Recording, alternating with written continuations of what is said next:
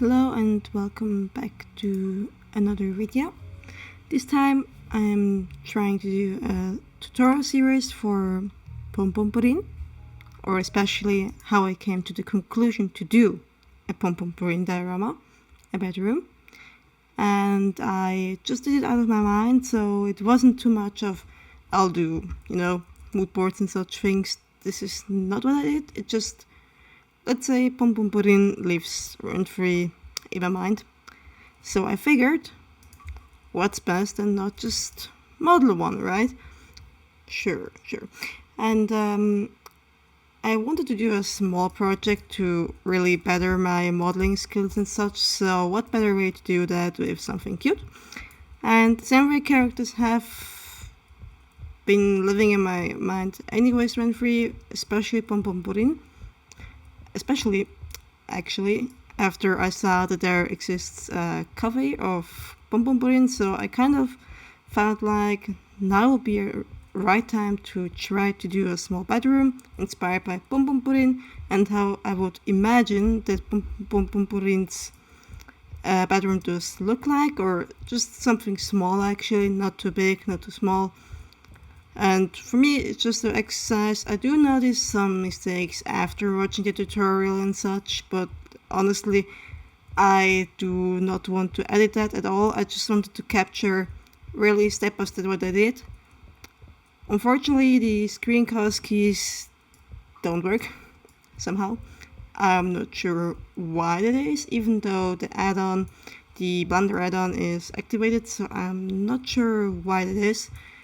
I did see that there is an add-on for screen cookies which looks a bit fancier, and it doesn't cost much, but I didn't want to actually buy that because I wanted to start from free, let's say free fundamentals, so that anyone can, of course, do the things that I do and such. Blender itself is free, but I know that some add-ons make your lives easier, and some add-ons are free, so I would promote for sure the free ones, of course. But I'm keeping in mind that those people who try to do what I do are students, since I'm a, let's say, fresh-baked student. Well, fresh.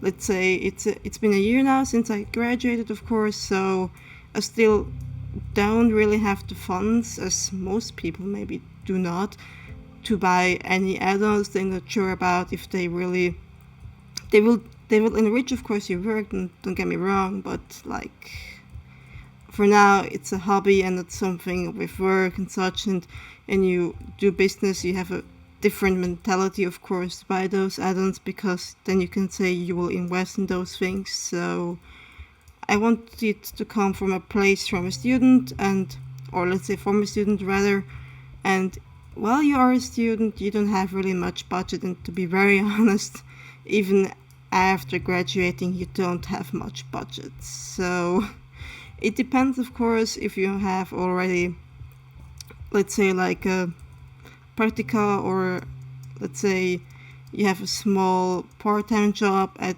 the thing you studied, for example, let's say VFX, especially, or I don't know, anything practical simulations you can do at part-time at a firm.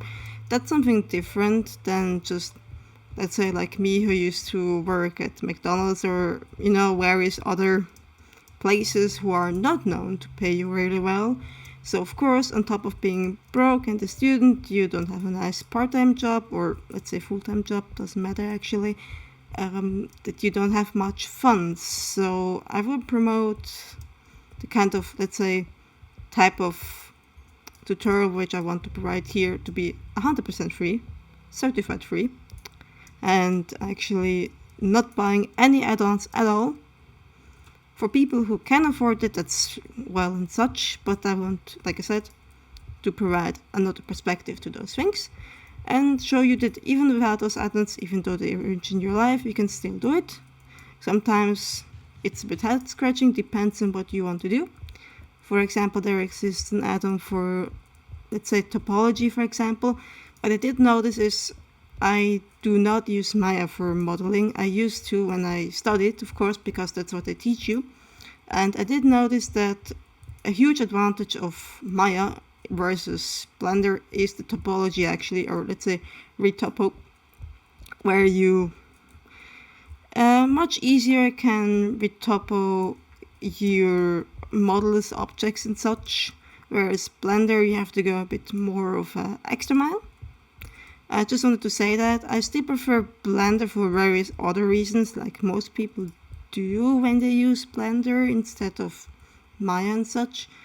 So I just wanted to throw it out there, because for Blender, if you want to do it professionally and let's say easier in your life, you might want to invest in some add-ons later on, which again I will refuse of course for this series, but I just wanted to throw it out there that maybe there might be, let's say, a need or immediate need for you to do that if you want to do it professionally, or let's say, like I said, make your life easier, because there's nothing worse than making your life unnecessarily difficult than it already is, because life sometimes isn't that easy. So, throwing that out there. For the inspiration of Pompompurin, mainly, it's been a long time, I saw Amy Cherry's video of her showing off the cafe of Pompompurin. I already saw the cafe beforehand, like just for a short time. I wasn't really paying attention then because I wasn't too much into Pompompurin yet. And then when I started, I saw her video and I was like, actually, I would like to go there too, as many other people would like to as well. And since I'm broke and cannot do that, I thought, okay, I need 3D practice anyways. I like to overthink, so maybe, for my own peace and fun and whatever you may call it, I tried to design a bedroom inspired by him. Actually, the end result I already did post before this part comes out. I'm not sure if I should include it every time when I start, because there are so many tutorials that start with the end result, and in the end the credits, they have still the end result playing. So let me know if that helps as well. I just do post it right now separately, so in case there's a need for that, please write in the comments, because I'm happy about feedback. That's my first tutorial series, so I do not want to overthink it, but I still want to do it a series which people can follow and like and learn. Worst case is I do some mistakes and find them, or I don't, which is, there is a saying of if you don't work, of course you won't make any mistakes, so there are mistakes bound to happen. So yeah, just a thing of, I know that I'm not like the very like CG cookie and such, the, let's say, one of the crazy good guys of Blender, or let's say full-fledged senior and such. I am very beginner, since in the studies we learned Maya first of all, and then after that I noticed, okay, I didn't like Maya as much, or let's say my main reasoning was, I don't want to be in a big company, actually. There are many reasons for that, but I noticed at the part-time jobs as well, when I worked for, let's say, bigger companies, like, well, McDonald's is one of those, but one can imagine the working atmosphere isn't so good, and the pay isn't so good. One can imagine. And of course, when I did job hopping, actually, I noticed most of the big companies don't treat the employees well. Like I said, I was young and naive. I wasn't sure what was happening to me, which I think a lot of people can actually relate to. So I kind of felt like in the tech company, I want to be treated good, just like normal people actually. I did notice that some of the tech people do have really good humor, which is really good and enriching to me. But I noticed that I tended to not like big companies because of that. Pay not being really the main reason, but really being treated as, a human being, which is at some big companies not a word, or known word at least. So I went for Blender then, actually. Discovered it, liked it, I fell in love with it already. I like that you can do like, it's like a small wizard, right? And this is what I really like a lot, because here, well, in Switzerland, you have to be like a general user of those things. So here, the skills really count as not being specialized into something, but rather you do everything like in a general manner, because otherwise you won't survive here. This is why most people who study or study the same school actually kept their normal, let's say normal jobs in this case, right? And just do it either as a hobby or, like, let's say they work part-time, and part-time they try to be a freelancer or do their own companies and such. I mean, there have been many examples here and there. Some have survived, some have unfortunately not. This is reality, unfortunately. And I wanted kind of to change that for me, that I want to do rather a small company where I appreciate people and I'm appreciating vice versa, of course, but also actually depending on Blender, because I feel most comfortable with it, and the things I want to do are fit for Blender actually. What I mean with that is, you were asked in the studies, or I think it was in the last semester or something, like, what do you want to do? What's your journey after that? What do you want to do, accomplish, and whatever? And many people said either they will just keep their jobs and, keep it as a side hustle or hobby or whatever, which is fair enough. I won't judge at all. This is their thing to do, their choice. And for me personally, I wanted to do 3D, and still want to, of course, and still am doing. And I do notice after, especially after recording this tutorial, that I have far from to learn from a lot of things still. Like I said, I'm no CG cookie or someone, but those people still did work in the background where no one noticed. So I don't want to say they were just born geniuses, because that's wrong too, actually, to be very honest. Or let's say like this, talent is one thing, hard work is another thing, and if you combine both, you will most likely get something successful. Doesn't apply for everyone, doesn't apply for every environment, of course. And I thought, I want a small company, either work in a small company or make a small company myself, and trying to freelance and such things, but as many can or might imagine, inflation wasn't so nice.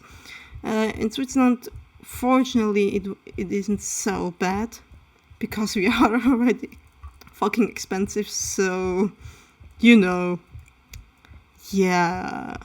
What, 5 francs more? No, never mind, it's okay.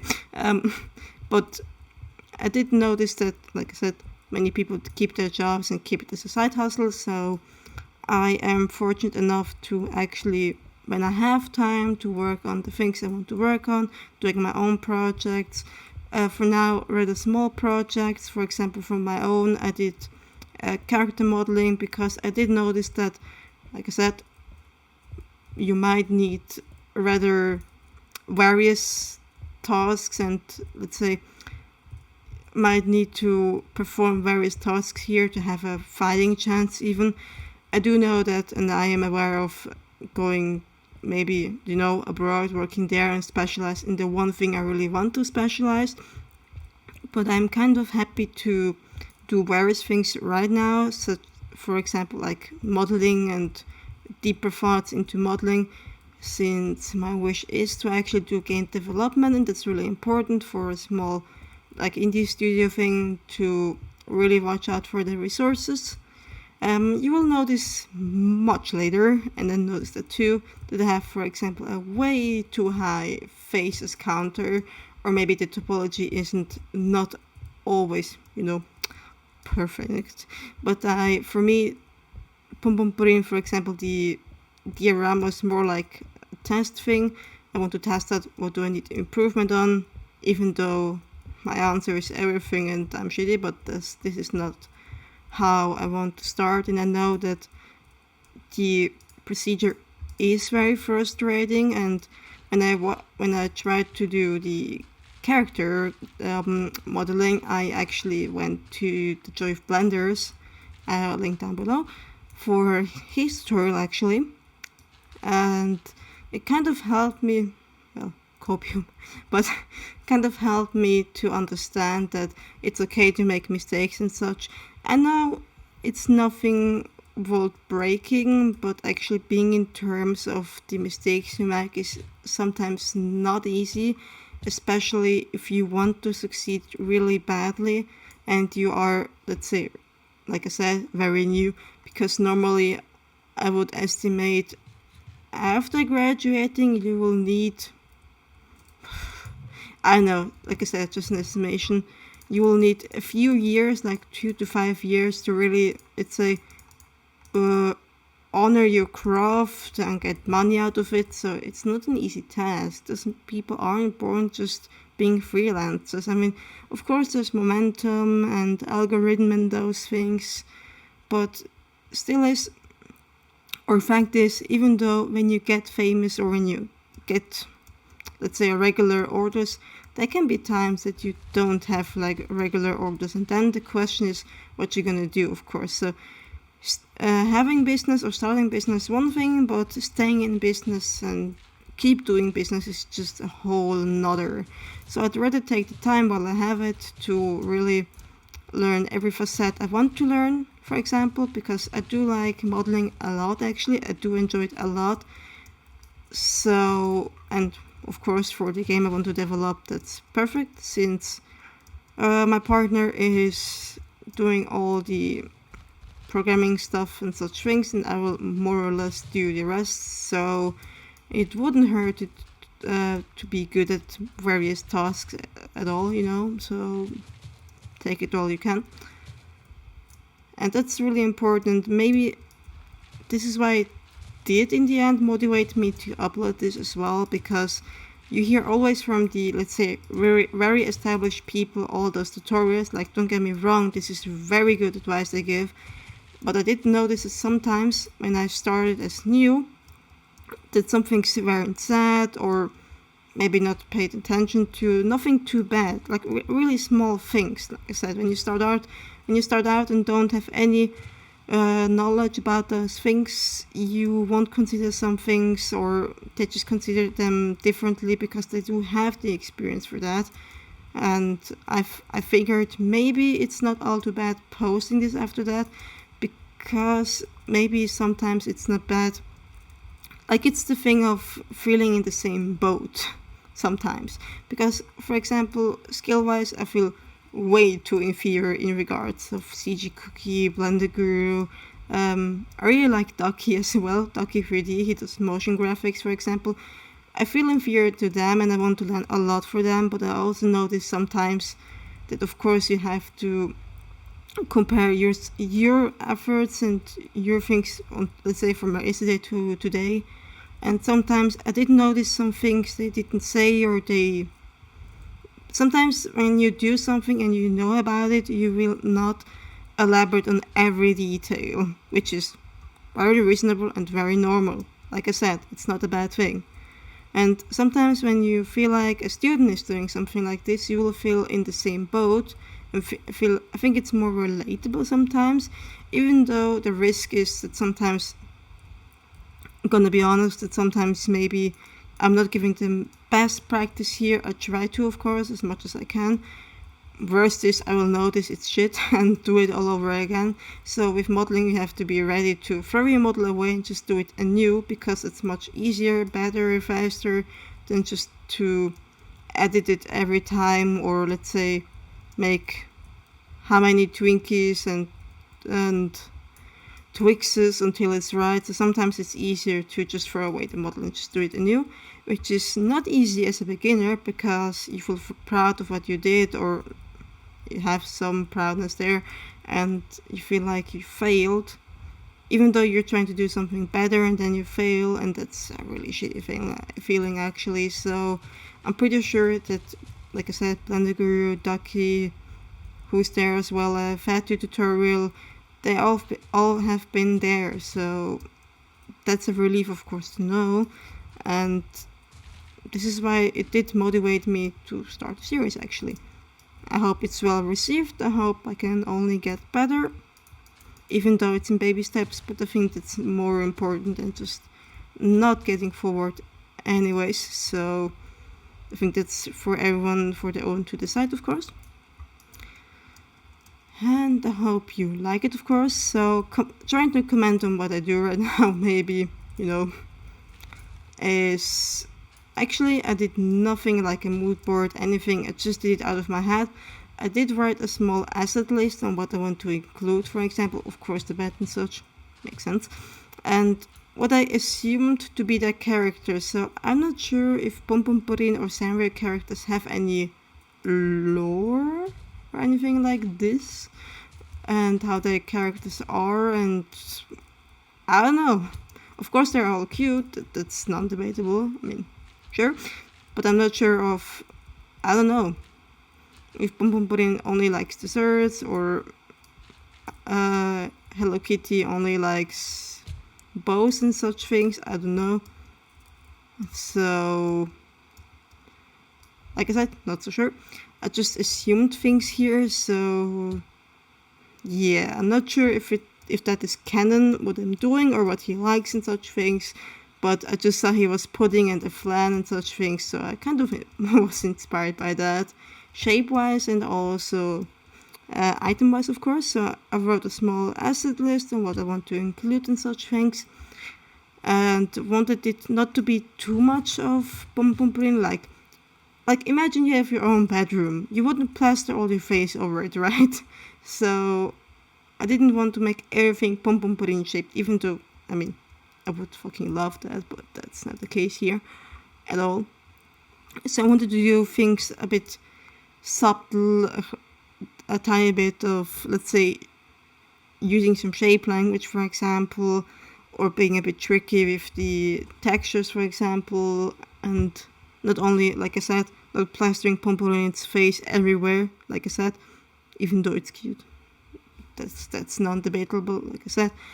But I wanted to do like items that were inspired by him, but at the same time he would like to have. And I really do love desserts and food, so I wanted to include it as much as possible, actually. And with the bands, for example, here is I wanted to have like a subtle, I don't know, indicator that this is Pompompurin's bed, actually, and this is why I use the hat, for example, a lot of times, actually. And I do notice, I think this will come in the next part, because every part I record is more or less an hour long, so they are much slower, actually, but I want people to follow through and not just, slip in, so sometimes I do adjust the speed, so 2 parts normally equal 1 part. For example, instead of you watched a 2-hour video, you'll watch, let's say, 30 to 60 minutes of a part of a tutorial, because I think that's much easier to follow. And honestly, this one, even though I did speed it up, I think it's the perfect tempo. Let me know if that's not the case, or if you want it much slower. Like I said, unfortunately, the screencast keys doesn't work, so I would just link under every tutorial manual of the commands. When I went from Maya to Blender, I think there was an option to actually, the settings for Maya where you use the shortcuts, that you can use the same shortcuts in Blender, more or less. So they might vary when I use them versus when I send the link to the manual. So just so you know, you're prepared. And I also a lot noticed that the blanket is modeled a bit wrong. And wrong, I mean, normally you have to check for normals. I will show you or link something down below what I mean with normals again. But something was wrong in a visual state. I think in the next part, actually I will fix it. The problem was, I'm pretty sure I will address it again, but I can say it beforehand again, was that the downside of the blanket was on the top side. Meaning I had to actually pull some vertexes downwards, so that it was kind of inside out. So you cannot unfortunately, you see, yes, you see it here actually. The red part is not good, and the blue part is very good. And I think this part or next part, yeah, I tried to fix it with actually face selection, but as you can see, this doesn't look so healthy. And I debated with myself if I should do the blanket again or try to fix it. My personal rule is I will try for, let's say, a few minutes, 5-10 minutes, and if I don't have a method to actually counter that, I will just do another model, because fixing for hours and hours and hours, for me personally, doesn't seem so efficient, first of all, and secondly, is really frustrating. So I'd rather do it anew actually. And I fixed it, I think, really in the next part than it is actually by just pulling some vertexes down, which meant to be down already. So because I did it with a modifier, with the clothing modifier, so I'm pretty sure some faces just didn't calculate right. And sometimes it's an easy fix to do Shift N to relocate the normals. Normally it works perfect, generally, but in this case, with the blanket, it didn't work, so you will just see me fix it. And sometimes I do things, sometimes without thinking actually, I just went there and just done this project. So I didn't do any planning. I thought I would just comment every part as I see fit. So there's not so much planning involved, I'm gonna be honest here. And what I can give as a big advice here, what I noticed, which helped me a lot of course, was using the mirror modifier a lot of times. This helps with symmetry of course, and your work looks much cleaner.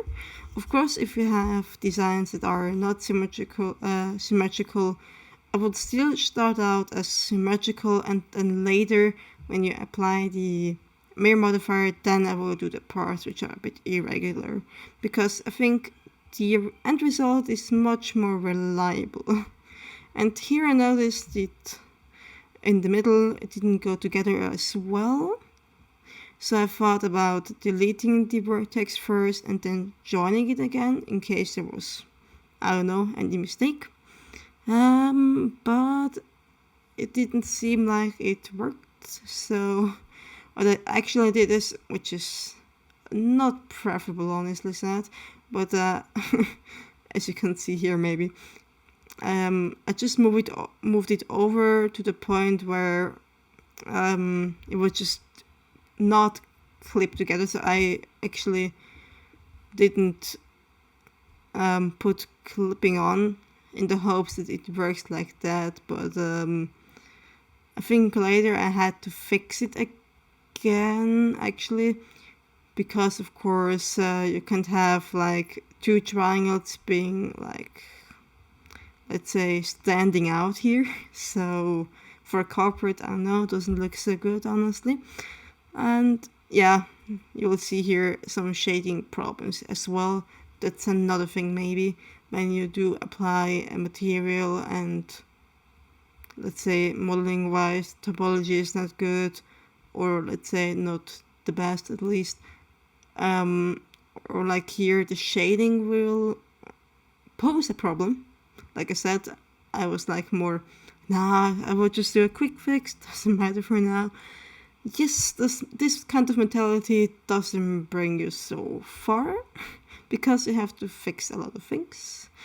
I tend to be a bit lazy, not gonna lie, but I noticed I shouldn't be lazy on that one. So topology and such are a huge deal, like I said, shading wise, visual wise. I also need to state here that sometimes for this sole project and such, I didn't watch out too much for triangles and quads and such things, or angons. Angons are actually, let's say, areas where they have more than 4 vertexes. So like, let's say 5 vertexes and such. So this is normally not ideal, honestly said, because when you want, let's say you want to do a character, that's I think the best example I can give. If you want their hands to move, normally they deform, right? So you'll need quads for that when you start rigging. For static objects, that's not so important, unless you will, of course, export them into a gaming engine, let's say Unreal Engine, because that's, let's say, my preference right now. So I just wanted to throw it out there. All these things I do right now, or did this tutorial on, it would stay in Blender. And personally, when it stays in Blender and you just do it, let's say like me, for, as you can see, I did actually I did a new blanket then, so yes, just wanted to mention that. But before I go into the blanket maybe too much, again, I interrupt myself right now, so it's a bit not so ideal, but with Blender, or let's say with modeling, what's really important is your purpose. So if your purpose is to model something that, let's say, deforms, or you animated something, it doesn't even matter if it's organic or not, especially organic is more important, of course, that you don't have any tries and only quads because of the deforming. Because when you, let's say, do a character and you have everything quads, like ideal, perfect topology and such things, you will start to rig this character. And let's say, probably in the game development, I will use Unreal Engine 5, for example, that when you export the rig, you of course expect that when you export the character as well, that everything goes well and deforms well, looks good, looks natural, whatever. And thing is, if you don't do that, it will pose a huge problem, because normally when you export something from, let's say, Blender or Maya even, you have FBX, for example. You can do OBJ as well, but FBX is more also for rigs as far as I am concerned. OBJ is only for static objects. So normally I use FBXs here. And thing is, if you have something rigged and it's an FBX, you have the information there for rigging. So if something goes wrong in Blender, it will probably go wrong in Unreal Engine as well. And maybe some, let's say, results will look a bit not so natural. Let's say even cursed. I don't have an example, like I said. I'm just saying, because the thing is, when you do quads here and everything is ideal, and you export something into Unreal Engine, it will automatically actually calculate tries out of that. Not sure if that applies to the character as well. I just noticed with the static objects it did do that, so I'm assuming the same will happen with your model. But now you'll ask, don't worry, well, if it calculates tries anyways, why shouldn't I do tries from beforehand?